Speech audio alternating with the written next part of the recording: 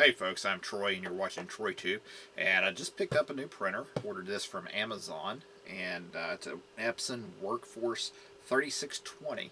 And I've always been a fan of course, HP laser printers from my work in business, and I have a Canon inkjet. It's what I typically use, and I've been a real fan of the Canon inkjet printers for a long time. But I see a lot of people posting about these Epson Workforce printers lately, and thought I would get one of them and give it a shot. So I'm going to move the camera around, we'll unbox this thing and get started. We'll see what it's like. It's an all-in-one wireless printer, copier, fax, and it does it's hardwire Ethernet as well as wireless too. So we'll hook this thing up and set it up, go through the motions with it, and I'll give you my opinion of it when I'm done.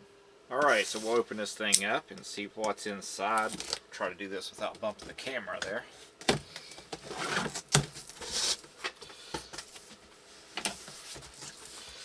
And of course, here are our ink cartridges, all 4 colors. Power cord. And looks like the CD and probably the warranty information.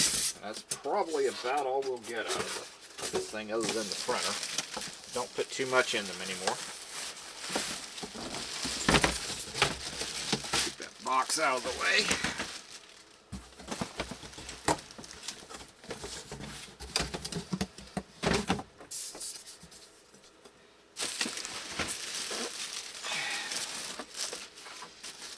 We'll get this thing unwrapped here. Let me reposition the camera and we'll get this thing unwrapped, and I'll show you how to get it set up and get it going.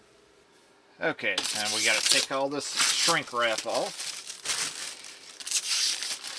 Get everything peeled. You want to make sure you get all the plastic and all the tape off of it.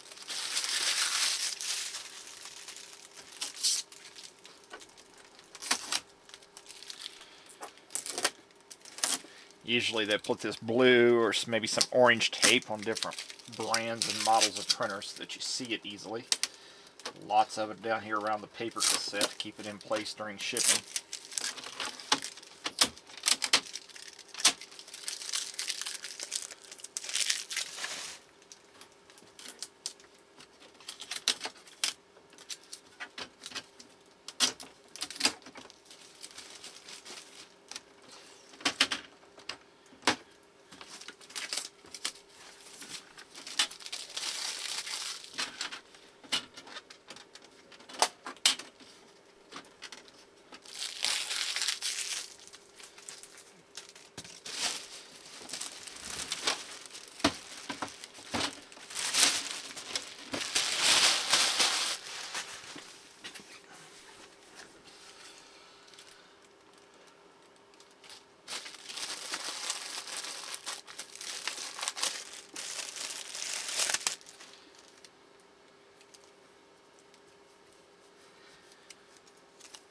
And it looks like it has kind of a standard power cord on it, except that it is a 90-degree cord plug. It's kind of interesting. I've never seen one of those. So we'll open this thing up.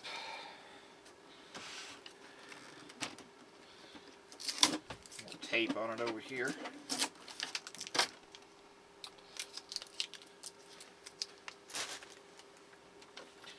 And it looks like this is where our ink cartridges go in at, only it probably needs to be plugged in first, so let me plug it in.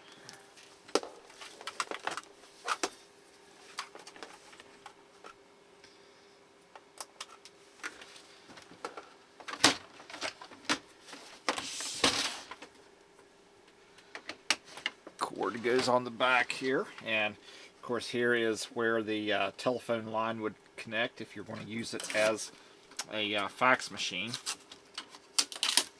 And then down here you have plugs for your wired Ethernet, your network card, or USB connector.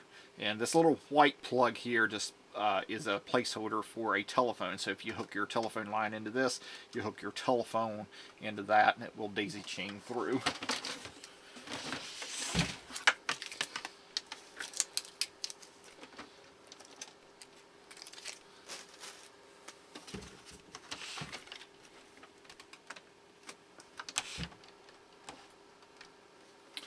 And it looks like when you turn it on, you have to hold the button for just a moment.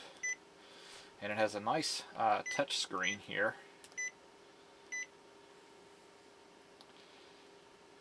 You go through the daylight savings time and your date and time format. Of course, in the U.S., most of the time we use month, date, and then year. And today's date is January 2nd, 2016. Whoops.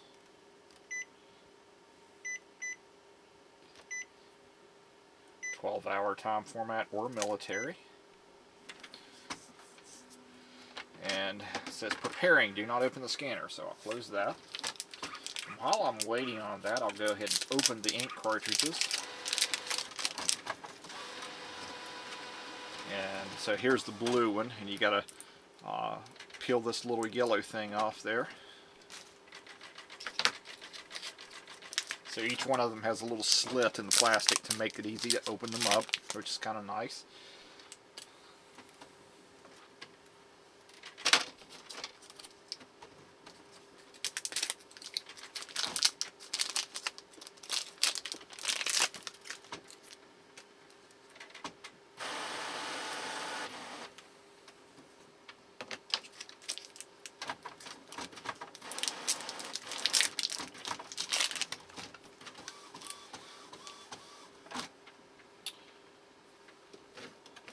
We'll let it do its thing, and have our 4 cartridges prepared, ready to install. So we'll wait on it to finish and tell us when. Okay, so install ink cartridges that came with this printer, close scanner unit, initialization starts. So, whoops. So we'll flip that up, and it shows you here across the top here which order to install them in. And looks like you just slide them right in.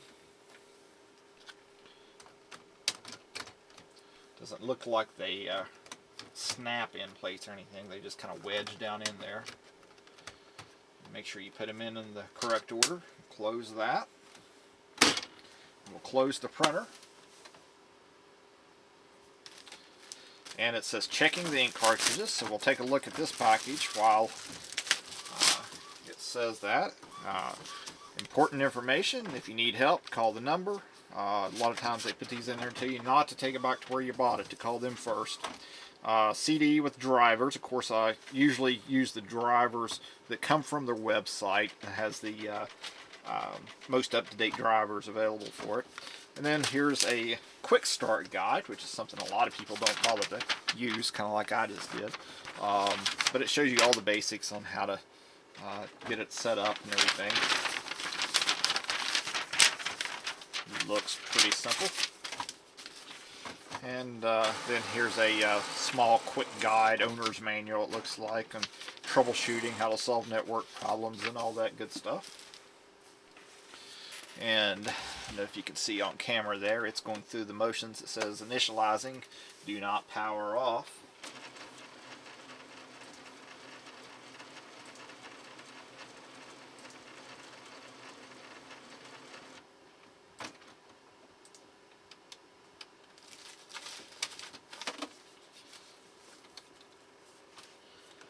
I'm going to go ahead and put my CD in the computer for the drivers. I know I said I usually install the latest ones from their website, but for the purpose of the video, I'm going to go ahead and do this one, and I'll check for updated drivers a little bit later on. So it says, initializing, please wait, do not turn off until initialization is complete. This takes about 6 minutes. So I'll let this run its course, and then I'll get back to you in just a few moments. So while the printer is going through its initialization, I'll show you a couple things. On the front, you have an SD card reader and a USB port for plugging a device in directly to get images off of them, such as a digital camera. On the front here, you have your paper output bin, I guess you could call it, where the paper will come out and stack right there.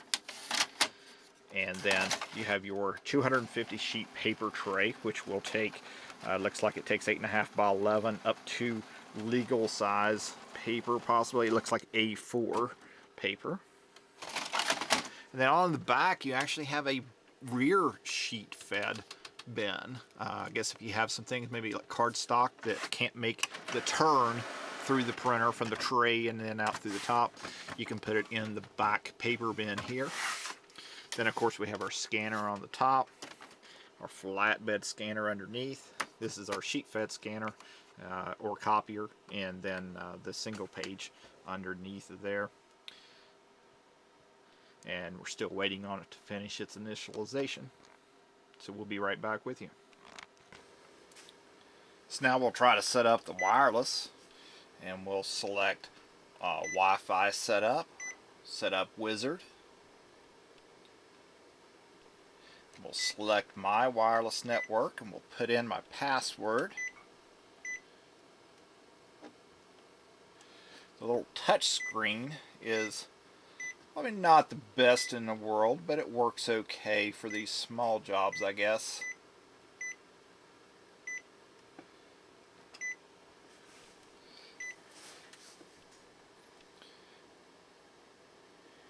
And it says setup complete. Now we'll switch over to the computer and install the software and the drivers. The Epson software installer by accepting the license agreement, like we have a choice, and we're going to install the drivers and utilities and the ink guide and accept all the defaults, and it will connect online and download the latest drivers, so that's a great thing. And this will take a minute or two, and then it will go into the software installation, which will just simply continue on. It will take several minutes. It may take 5 to 10 minutes for the software installation, and I will spare you the pain and agony of this, and I'll come back to you when it is complete. And now the software install is almost complete, so it will go into the setup of the printer after this. And now we'll begin the printer setup. Now this asks you to select your connection. Now this is the permanent setup of the printer and how it's going to be connected to your computer. Now I'm going to choose wireless connection because I've already connected it to my wireless network. If for some reason you were unable to connect it to your wireless network using the little control panel on the front of the printer, you will use a temporary USB cable, but you will still choose wireless connection. And then in one of the subsequent screens, it will give you the option to use a temporary USB cable. So again, if you choose direct USB here, that is for the permanent connection. If you ultimately want it to be wireless and you just want to use the USB cable and software to set it up, choose wireless connection. And I'm going to choose set up. You would choose set up printer for the first time, but for me, the printer's already on my wireless network. And next. And you may get this warning about the Windows firewall, so you can click next and accept your defaults through that. And it will connect to your printer over your network. And I'm going to decline the fax setup at this time since I do not have a fax line to connect it to. It's going to check for updated firmware. And it says turn the power off and on again to make sure there are no jobs in the print queue. And click start to begin the updating. And it did find my printer, and it is updating the firmware. You do not want to interrupt this process or unplug the printer or anything while it is updating firmware. Losing power to a device while you're updating the firmware can turn it into a giant paperweight. Now the firmware update is finished, and we are finished setting up the printer. And if we right-click on the Epson utility in the system tray next to your clock, you can go to the printer properties, and this is where you can see all of your presets as far as your paper sources, paper quality, print quality, and all of those settings. You can also check the nozzles and clean the heads and do a head alignment on the printer. Just wanted to show you that real quick. So now we'll do some test prints and take a look at this. Okay, so we'll do a photo print. And when you take the paper tray out, you have to lift it just a little and it'll come right out. That says in the manual to make sure you don't load your paper past the end of the tray. There's a little white mark, a little arrow there that shows you where it should stop. And when you actually have the paper in there, it's possible to push it forward too far. So make sure your setting back here is correct and that your paper isn't past the front. So I'm going to take this out and I'm going to adjust the tray down to a 4x6.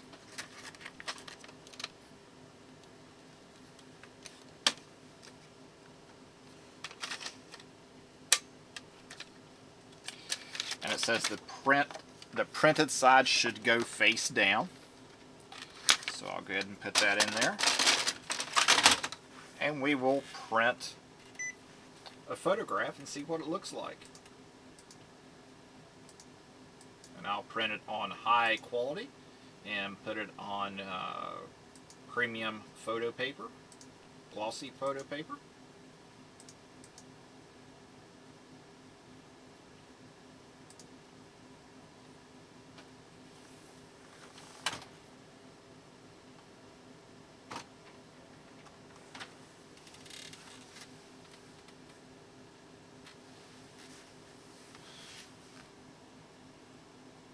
It says the paper does not match the paper source setting. Print on letter. I'm going to say no. It says it will set it for 4x6 and hit the go button. Or the start button rather.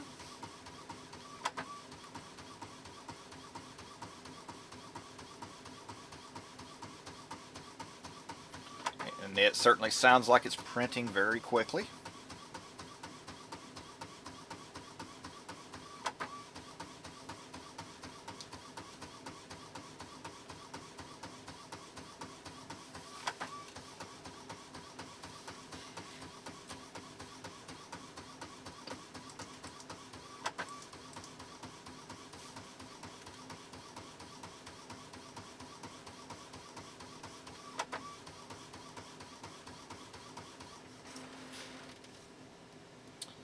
And there is photograph printed out. Looks like it printed very nicely, very smooth.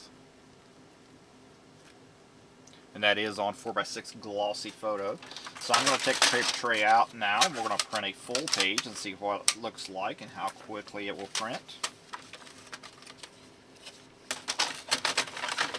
And we'll pull the paper tray out to catch that page.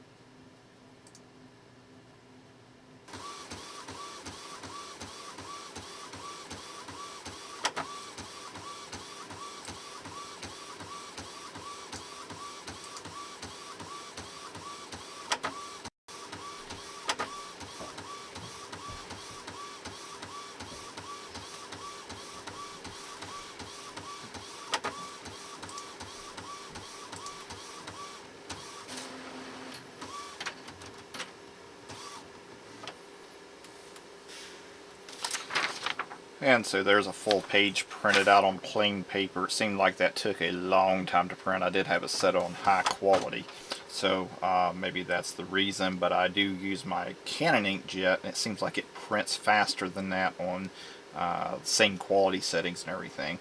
So maybe I'll do some speed comparisons and see what the difference is, but didn't seem too abnormal. I mean, it's a full color, full page. It does print all the way to the edge, I notice, which my Canon does not do. It leaves a slight border all the way around the sides, so that's a positive there. So now the big question will be is how well does this Epson printer handle the Cricut printable vinyl with print and cut. So we'll go ahead and put this in here, and we'll adjust this back to letter.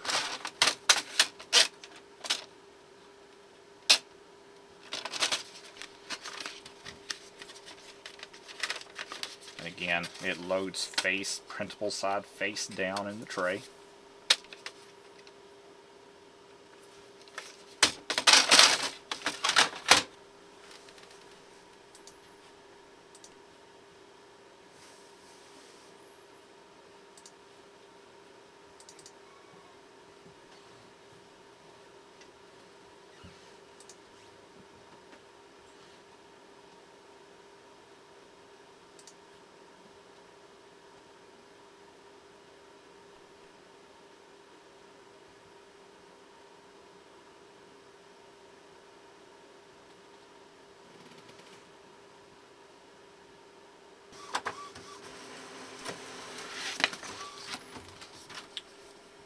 And it certainly looks like it printed well. We'll put it in the Cricut and see if it cuts okay.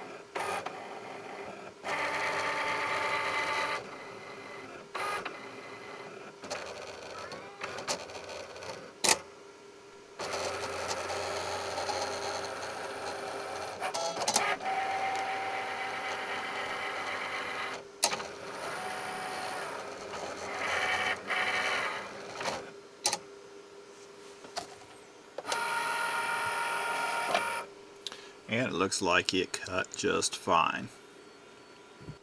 Okay, so I've taken some additional time to use the Epson Workforce 3620 printer, scanner, copier, fax, and tried to put it through the ringer so I could get a good opinion on it. And so what I'm comparing it to is what I've been using for years is a Canon IP2600 printer, which was a very good inkjet photo printer. I bought it at Walmart. I actually got it. It was only like $29. I've had two of them, and they print outstanding photos. It's been a workhorse. It just does a great job.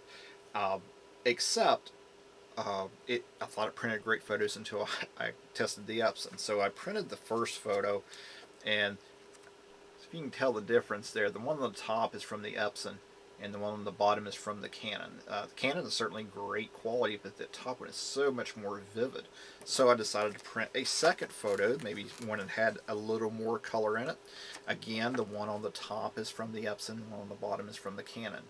So the Epson, much more vivid colors, and than the Canon. I don't know that there's any necessarily quality difference or much quality difference in the actual print itself, other than the color is much more vivid on the Epson. So I did a print and cut, of course. I showed you that, and it worked very well. Didn't have any problems reading the registration marks. But then again, I've never had problems with that. I don't know why so many people have so many issues with it, but I think maybe once it didn't read the registration marks very well. And of course, if it is on glossy paper, glossy vinyl, I use dull Scotch tape over the registration marks. So I took the this piece and threw it in the scanner and scanned it. And one of the cool features I took a little time to figure out how it works is the scan to cloud function in the printer is really pretty amazing. You set up an account on Epson Connect. So I just Googled Epson Connect, and it took me right to the site, registered for a free account, and it allows you to connect your printer to your Epson Connect account and allows you to have some cloud functions. Now, a couple of functions that I set up, which was pretty cool. I set up the scan to cloud, and it gives you the options to scan to your cloud accounts. So let me pull those up here and I'll tell you what they are real quick.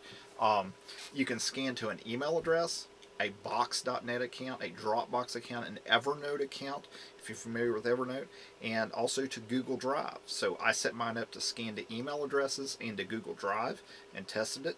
It worked wonderfully. I choose scan, destination, Google Drive, and when I set it up, I told it to put it in my scans folder, and it scans and drops the image right in there. One thing I was a little disappointed with is when I scan from the unit itself, if you choose the computer as the destination, it will only work apparently if you have it connected with a USB cable. If I want to scan with the computer directly, I have to open the Epson scan software from the computer and tell it to scan, and that worked fine. But a lot of these units you can just put the paper in or whatever and hit scan the computer. It shows your computer and you just choose it and move on.